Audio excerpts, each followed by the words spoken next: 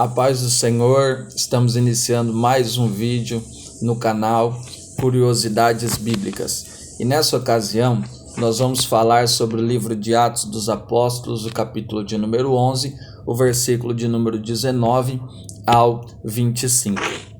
Bem verdade é que Jesus havia predito para os seus apóstolos que era para que eles viessem permanecer em Jerusalém até que do alto céus eles seriam revestidos de poder pelo Espírito Santo de Deus.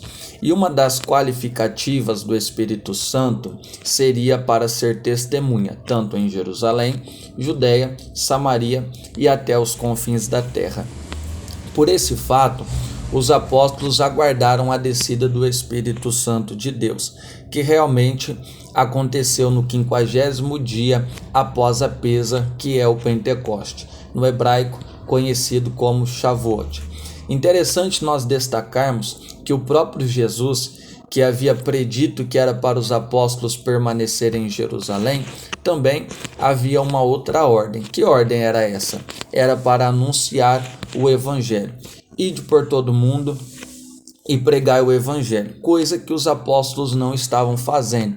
Eles haviam ficado em Jerusalém e estavam ali. Dito isso, eu acredito que a perseguição levantada contra a vida de Estevão, o primeiro mártir da igreja, foi uma das ferramentas usadas por Deus para que o povo viesse ser disperso e viesse também a proclamar a Cristo, a qual havia sido morto e havia ressuscitado.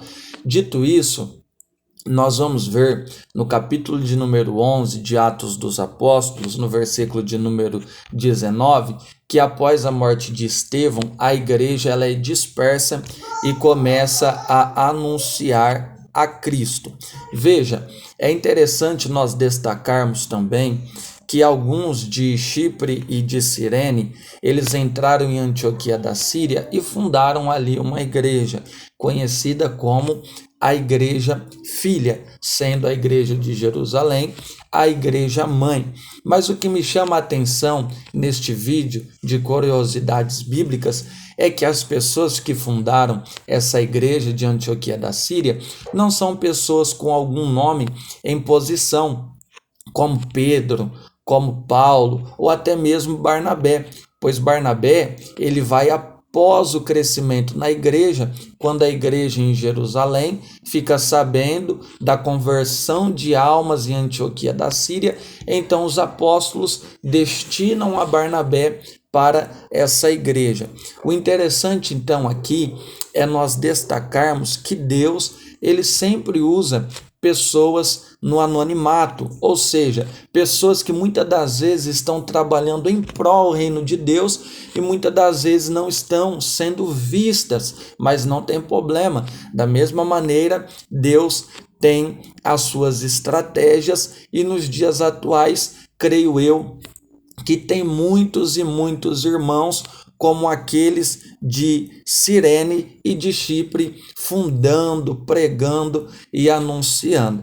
Então, eu vejo na Bíblia Sagrada, desde o Antigo até o Novo Testamento. Por um exemplo, no Antigo Testamento, aquela serva que foi levada por Naamã, ela foi canal de bênção na casa daquele homem a qual tinha uma lepra.